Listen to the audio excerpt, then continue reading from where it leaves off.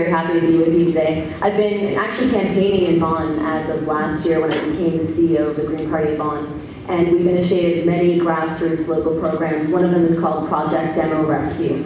And we go into old demolition sites and we rescue trees and we plant them in people's homes. So that's one of the community initiatives that we've been doing. And I believe in community grassroots action. That's the only way that we're going to get change to happen here in Vaughan. Now, for us to have ecological management, we need to have fiscal common sense. Right now, we don't have fiscal common sense. We have a circus of ideas that don't make any sense. We can't lower taxes. We can't make higher taxes if we don't have a plan either. And the Green Party of Canada has a plan, and that plan is to restore the Bank of Canada's legislative power to both issue and create Canada's money so that we don't have to pay $171 million a day on compound interest that we owe to private banks. That doesn't make any sense. Now, only when we have this will we be able to fund the infrastructure and the programs that we all care about. And these are a sustainable environment, fair taxes, green jobs, dignity for seniors, dignity for our veterans, and affordable education, affordable housing. These are all the things the Green Party of Canada believes in, and these are all issues that matter to Canadians. Thank you. This is Mayor Leader. She has been a long time activist. She went on a hunger strike. She's someone that really understands grassroots action at the grassroots level. She understands how to engage citizens on issues of real and measurable worth. And we have to go back to those days. We have to go back to the days when elected officials are stewards first and politicians second. And we have too many that are politicians first. And they like their cozy job in Parliament. I'm certainly not in it for the job. I'm in it so that I can talk to you about issues that matter, so that we can change the script and we can change the status quo. Because I have a brother who's a decade younger than me, and he has so much life to him, and he has so many ideas, and he's always talking to me about all these great inventions. But he might not have a chance to realize those inventions if we don't give ourselves a chance. And we have to change, aggressively change the status quo. And I hope that you will talk to your neighbors, talk to your community members, and tell them that the Green Party message is a script that works for all of us, and it's a script that also induces action. Thank you. Thank you. And Kevin Morgan, can you boring it would be if we all just regurgitated party policy and party platform. And in fact, that's what happens. We all regurgitate what we can say. A lot of voters don't know that unless it's party policy, you cannot talk about it. You can't speak about it. Or you will no longer be a candidate or an MP or an MPP or whichever level of government you're the candidate for. So certainly what I did was I wrote my own policy. I wrote policy based on the feedback that I was getting from Vaughan. I wrote policy based on all the grassroots action, all the activism that I've been doing, about the issues that I have been learning about that affect all of us. And I wrote the policy. I wrote 6 policies in the last convention. 5 became official party policy. And I get to talk about the things that I care about that resonate with voters. So certainly the individual first. We need personalities back in Ottawa. And if there's something that isn't in par with party policy, then we have to change that as an individual, absolutely. Thank you. Claudia Rodriguez-Larrain for the Green Party of Canada. Thank you. Well, any election is a great pretense to talk to voters and talk about issues that they care about. And one of the issues that was always very prominent at the door was taxes. Taxes, we're tired of them. And what a lot of people don't know is that the Green Party of Canada actually has one of the lowest taxes. We don't like payroll taxes. We want to tax the things that we don't like greenhouse gases. And we have polluter pays taxes. And we want to not tax the things that we care about, like income taxes and payroll. So certainly, I've always been passionate about the environment. I've always been passionate about fiscal management.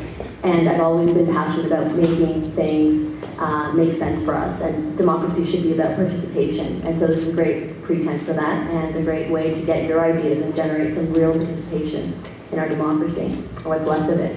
Thank you. We will now have... Well, certainly, de Tocqueville, he was a political philosopher, and he was looking at the states during the French Revolution, and he wanted to see how democracy worked. Democracy was this new idea. And he wanted to see what it was all about. And one of the things he said was that it would never work unless the citizenry was educated on the process, on the political process, unless they knew exactly every corridor, every door in the political office. And unfortunately, in my democracy, the pulse is not in caucus, the pulse is in your hands, and you have to make it happen. You have to educate yourself on the issues. You have to know how the process works for every party, for every mainstream party. With the Green Party of Canada, I would actually like to ask my friends here how the process is, but I'll tell you how the Green Party of Canada does it. If you have an idea for a resolution for a better Canada, you write it down. We have policy roundtables. We meet with members of federal council who are really there as guidance. And anyone, really, any green card-holding member can contribute to this. And that's where democracy is. That's where grassroots action starts. And then, of course, the policy gets introduced during the online voting, so you don't have to spend $400 on a fancy convention, and then of course your airfare to go to the convention. That's how a lot of political parties make it more exclusive and elite, so only the elite can pass these policies. So we allow all our card-holding members to vote online for policies that, when the Green Party of Canada becomes government, will be law and will be governance. So that's very important. That's how democracy should work, and we're trying to make it as educated as possible and as engaging as possible for our citizenry. So I would like to ask my friends to the right how it works in their political party. The question you have to ask yourself is how? How are you going to do it? Life, liberty, and security of the person means that you have the right to housing. Housing is a right, it should not be a privilege. Another thing I'd like you to imagine is what we would do with $170 million a day. Every Canadian taxpayer, we pay $170 million a day on the compounded interest that we owe to private banks, because our government doesn't borrow from our bank. Bank of Canada, it borrows from private banks at high compounded interest. The other parties will never talk about it. They think it's a fringe issue.